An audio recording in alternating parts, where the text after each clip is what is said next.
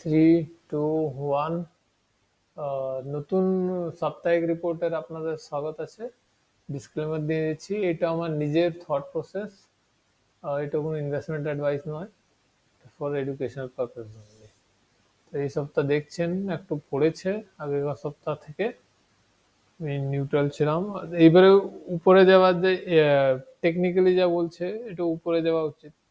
এইও পড়ে গেছে, তবে এইও একটু উপরে যেতে পারে, তবে এটা থেকে বলা যায় না।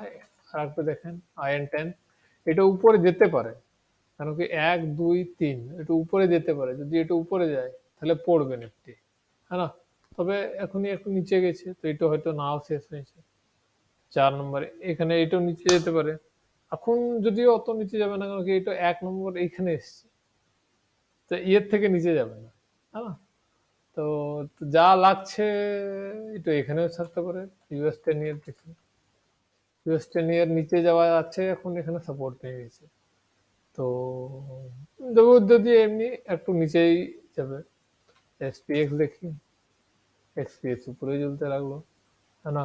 আর একটা আছে ডিক্সি, দেখি ডিক্সি থেমে আছে, তবে একটু নিচে যাবে। ডিক্সি নিচে যাবে তো স্টক উপরে যাবে। আর একটা দেখি ইউএসডি আয়নার উপরে যেতে লাগবে, তবে এটা আবার আবার রেজিস্ট্যান্সে এসে গেছে, এটা আবার নিচে যাবে। তো যা হোক, আর একটু আছে তেল, তেল নিচে গেছে, যেটা স্টক মার্কেটের জন্য ভালো।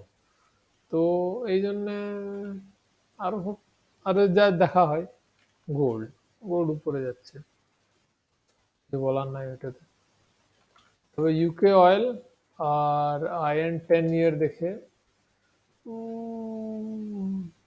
উপরে যাবে একটু। তবে এখন নিফটি নিজের এটা দেখে লাগছে এটা উপরে যাবে। যদি এটা ভেঙে দেয় তাহলে অনেক নিচে যাবে, তবে এখন লাগছে না। এখন লাগছে এইখান থেকে একটু সাপোর্ট নেবে, এটা উপরে যাবে।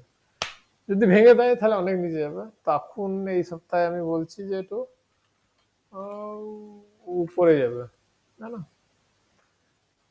এইগুলা তবে দূরে আছে, তবু সাপোর্ট দিচ্ছে। এখানে শর্ট টার্ম সাপোর্ট দিচ্ছে, লং টার্ম একটু এমনি করে আছে, ঠিক বলা একটু মুশকিল, है না?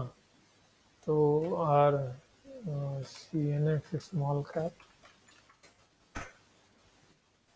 নিচে এসেছে, ব্রেক করে দিয়েছে, এইটা নিচে যাচ্ছে। CNX মিড ক্যাপ এখনো আসে নাই, তবে যা লাগছে এটা নিচে যাচ্ছে। তো